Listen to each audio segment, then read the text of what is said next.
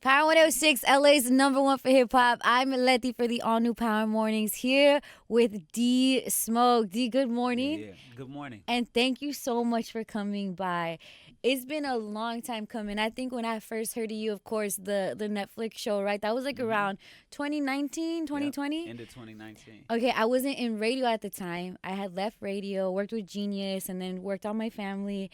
And I was like, man, I want to get back into radio to interview people like that guy right there. So I'm telling Oh, you, that's this love. is like, it's special for me. I love that I can have you in at Power. And of course, you're home here already. You've been here before. You Yes. did the Leaker freestyle Yes. here. You know, we've definitely been on the eye for what you got coming. And something beautiful besides the music is you teamed up with our guy G Perico and our brother Dave Gross, and you're Yep. coming to Broadway. Is it Broadway Boxing Gym? Broadway Boxing Gym. Let's Yes. go. Yes. Talk to us about the event, October 22nd. October 22nd. We're just starting off by giving back. Letting people know that ownership has changed in the Mm-hmm. gym. But it's in the hands of somebody that grew up in that gym. So Yeah. I boxed there, and so we'll be giving back at least 500 backpacks. There'll be carnivals, face painting. Just all the fun stuff for the kids and. Letting people know that we bring in some positive energy, and we just hope people contribute to that as well. So, Oh yeah.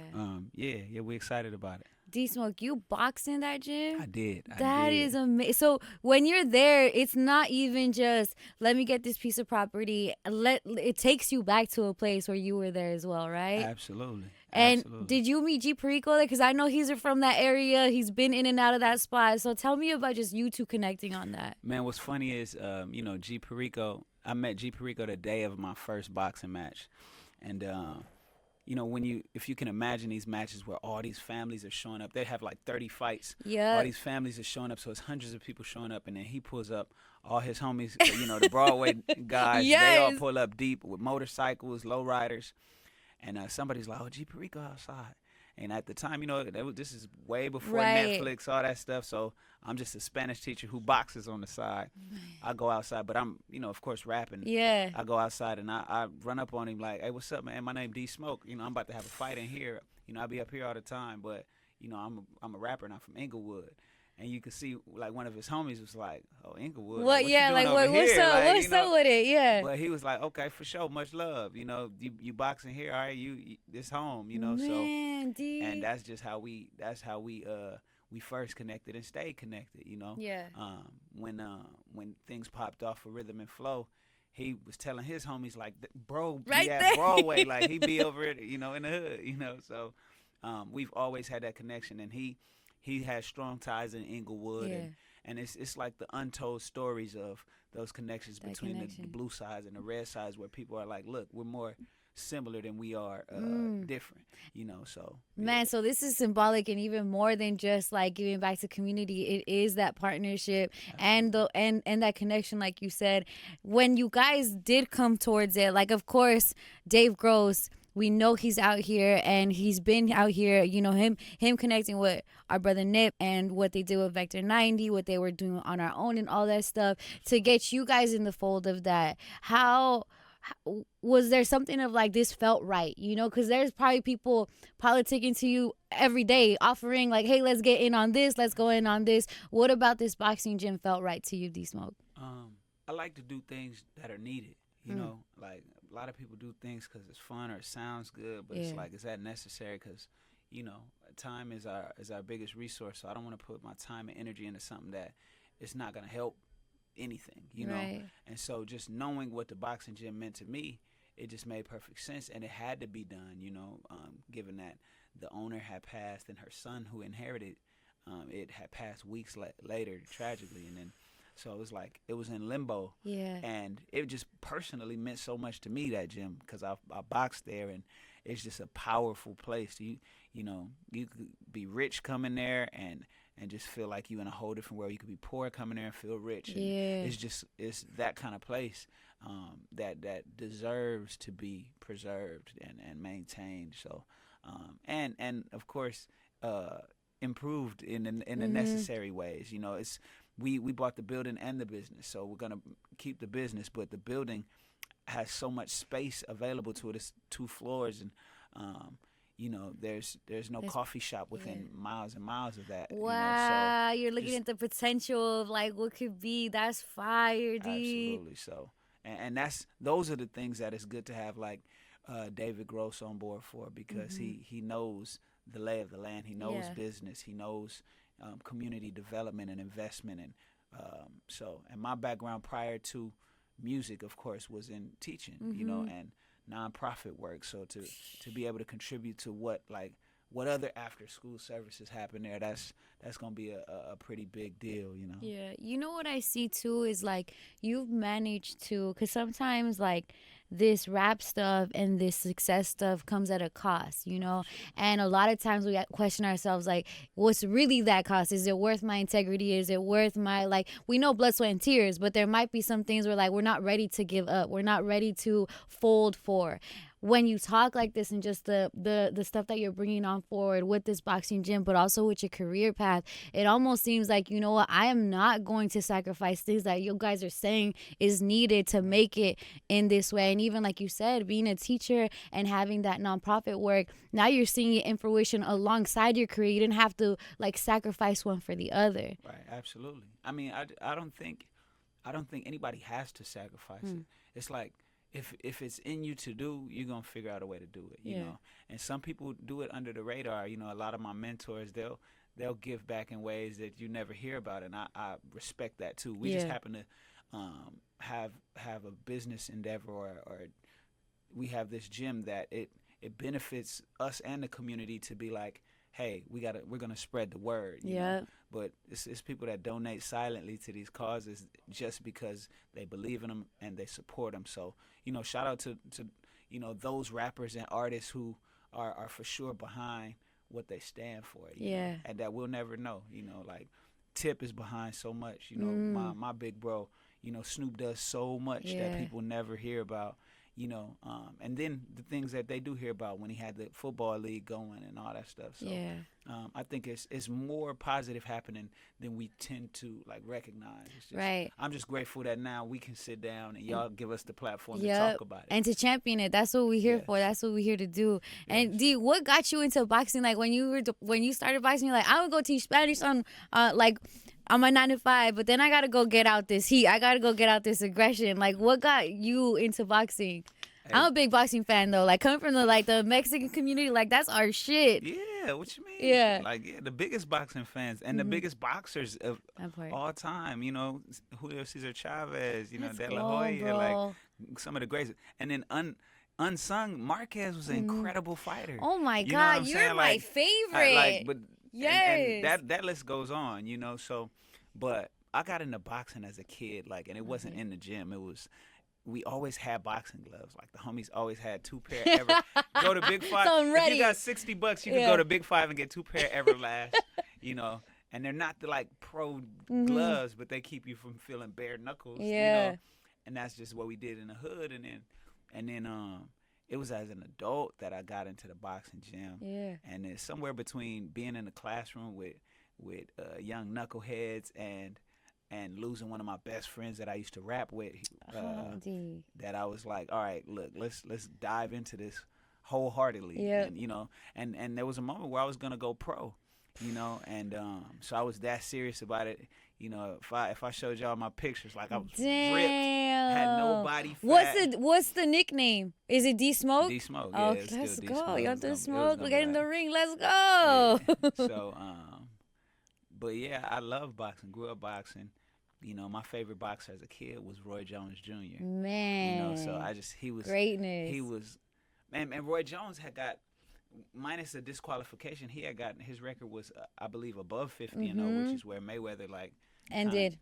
So it was just boxing will retire you if you don't retire from boxing. No age is undefeated. Right. So if you just keep fighting, there's somebody that's gonna come along and knock you just off say it's out. Your pedestal. There's the exit, bro. Yeah. Everybody, they all tough. Yeah. There's a lot of tough guys out there. So, and even Mike Tyson said boxing ain't a tough guy sport. It's a smart guy sport. Being tough will get you hurt. Like, and I've been hurt in the Yeah. gym, you know.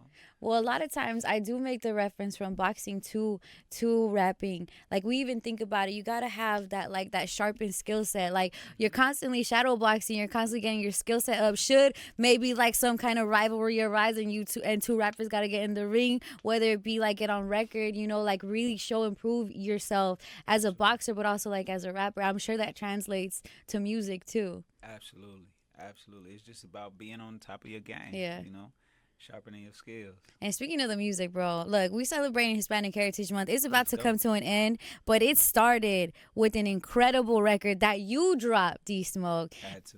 El Rey by D Smoke. I'm gonna tell you right now, we're coming off a lot of just, I think the could be divisive either communications, actions, and motivations between black and brown out here in LA. And you took it upon yourself to be like, you know what, I'm not going to be the example of that. I'm not even going to parody whatever it would be. I'm going to really put and create a song that black people can listen to, that brown people can listen to, and it still feel authentic. Like, Hard. I know you've heard that you did it right. You know, a lot of times we hear just like the Mexican culture or sound influenced into some hip hop music from out here in LA, and it might not hit. But with you, it hit, bro. And you adding people like I think Snoop was in there, Issa was in at the top. Then you had you need to tell me about the guy that you had in the middle of the video that was explaining what Mexican Independence Day was and why you did that, how you curated not just that song but that music video too, bro. Man, well, I'll start with the guy in the middle of it.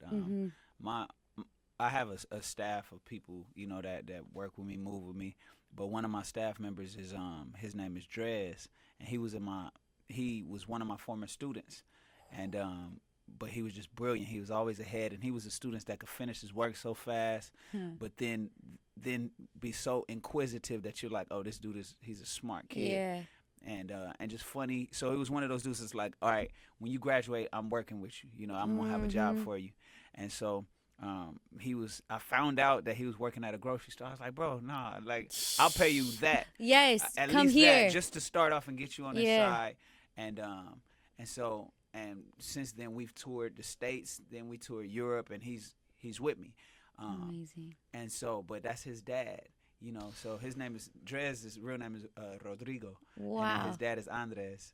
And his dad is a hilarious dude, but just like he hides behind like his sense of humor. But of course, when you see in the video, when you ask him to be honest and share some of that wisdom, he's like, hey, "This is what independencia significa a mí es no tener que estar bajo el yugo de ningún cabrón." That part, yep. How to add that sauce into it, so yep.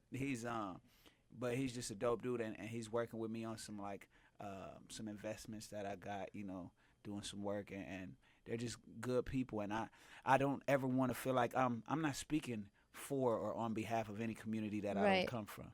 You know what I'm saying? So the whole thing was like, I'm speaking for black people in Spanish.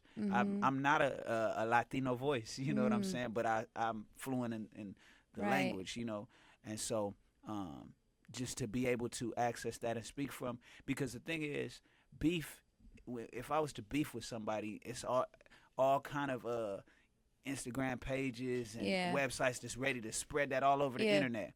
But if I was to do something positive, a couple of the good ones are gonna be like, "Hey man, let's share that." Yeah. But it's not gonna catch like wildfire. So we had to go in and really act up in the video, you know, and in the song. And you know, talk our shit. Excuse my French. No, and that you know, did. I had to do that, and it's intentional. Like the beat, I was at the fight between Areola and Andy Ruiz at StubHub in Carson, and it was just like an entirely Mexican crowd, and it's boxing fans of different colors. So it's black people, white people, but the whole crowd as a whole was like, because you got these two heavyweight Mexican warriors going at it. And they played, my homie was DJ, and I said, play El Rey, bro. And it's a black DJ. He didn't know about the song, but I was like, I sent him the link.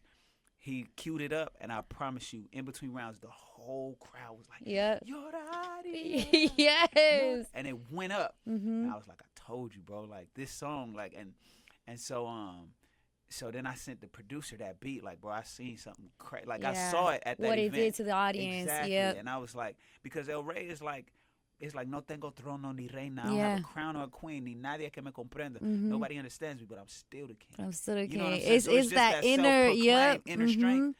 Man, that hits home with everybody. Yep. You know? And if black people knew what it meant, we'd be like, hey, okay, for sure. You That know? part. So I sent it to the producer, Dim Joints, who works a lot with Dr. Dre, works a lot with people like, artists all the way in Korea and just everywhere. He's an incredible producer. Damn. And that's the beat he sent me back. And when he sent me the beat back, I was like, you have outdone yourself. Yeah. Like, this beat is incredible. And so I went right in and to keep it 1,000% honest, the freestyle, the long verse I did here, Yeah. that was originally what I For was El Rey. imagining for El Rey. Bro. You know what I'm saying? So and then But you already knocked it out. I So used yeah, it, so I yeah. was like, because we hadn't gotten the sample cleared or nothing. Yeah. And so then I'm like, I'm not recycling no verses, none of that. And then I also wanted to be more intentional because that verse was just kind of like freestyle bars Yeah. all over the place, and it was gonna kind of rely on the sample without speaking to the the message of the directly. song. Yeah. So the next time we was like, no, we're gonna go intentionally because we're gonna drop this, on Mexican Independence Day. We're not gonna just stumble across some dope words and not make it mean nothing. We like, black is beautiful, brown is born of the earth, found a love for the people that's down and stomp on the turf. Work, count them out of the reasons we in the dirt. Nice. So we on top, built pyramids, still could live in the yurt. Humble ways, but it come to the rumble minus the shirt. She see me trying to throw that pee at me, might lift the skirt. Hey. Ignoring the ring, but my pinky, this stick is reserved. And she thick as a bitch, but real nigga flip it to bird. Hey. My constituents blickers on hip and trigger absurd. Burn the wick on the candle, we handle hardly a girl.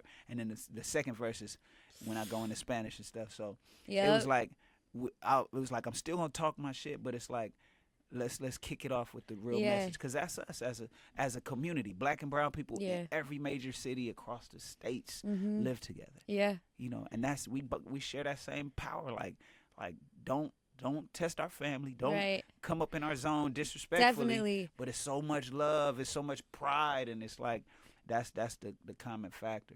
The same perseverance we have, but the same pain we have too. And I think that can get in the way, that we all have pain and we want people to know about our pain and have empathy for our pain. Yet are we reciprocating that? And I think that it sucks. It hurts. We're at a time right now. I didn't even mean to bring it up with you, but I think that it's so important for us to be talking about stuff like that.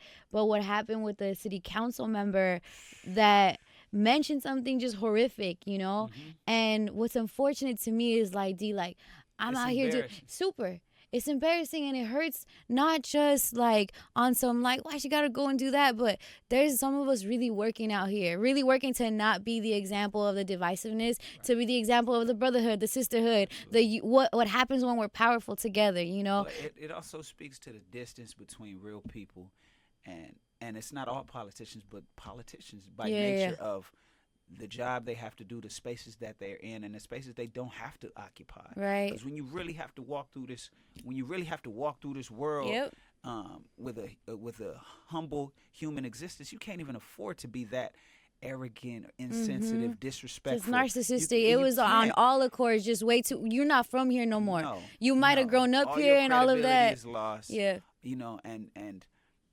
so I would just instantly say you're not speaking for the people. Yeah. You've just shown us now. Yeah. You kind of had to. You didn't know when you weren't being recorded. You could do just that. go off.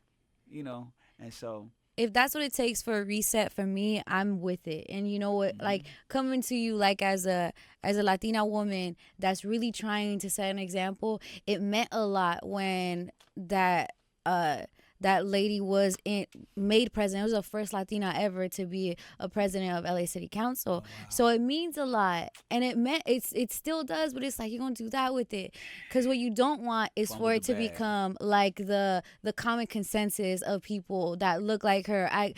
She was even going at people that look like her. She was going at other communities in Mexico, or Mexicans that live out here in Los Angeles. It just feels very ugly. I don't like make it, but we have to what deal for. because we're still living with each other. Absolutely. You know, I'm gonna get judged for some shit you did in a city council, but I'm out here walking the streets and I genuinely love everybody, and that it's just very unfortunate. But things like what you do with songs like El Rey, with just your example, with things like the boxing gym, that's what kind of bridges the gap where people try to just keep us divided, you know. Right. So Absolutely. I appreciate you. I don't know if you know how important you are, like you're like, and I'm sure you do, because you walk with initiative and you walk with intention, but that's so important, especially at a time like this, especially right now, to be doing something like what you're doing, D Smoke. Absolutely. And I wholeheartedly believe, regardless of how loud hatred is, or how prevalent it feels once it's in the news and in the forefront. And one of my mentors said this isn't even my quote, but it's infinitely way more good. There's infinitely way more love between black and brown. Yeah. There's infinitely way more, collaboration. Yeah. Even if it's like, this is your neighbor and y'all speak every single day. Yeah. That's news too.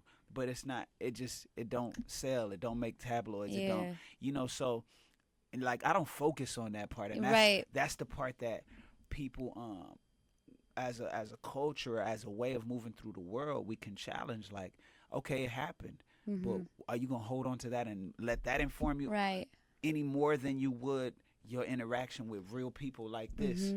Because those are real interactions. A lot of that stuff is out there in the world. It's not, it's not as real as our existence. I'm sorry, politicians are in a very peculiar place, and God bless the ones of them who handle it with dignity and character.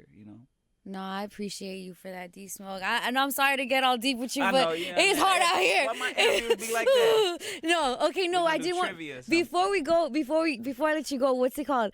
The Chente sample. You got it clear, or is it Chente, or was it That was Jose Alfredo Jimenez? So even getting that sample, I feel like is harder than getting the Chente sample. Man, keep it a buck. Keep it a whole buck. We waiting for them to hit us up because we've been reaching out.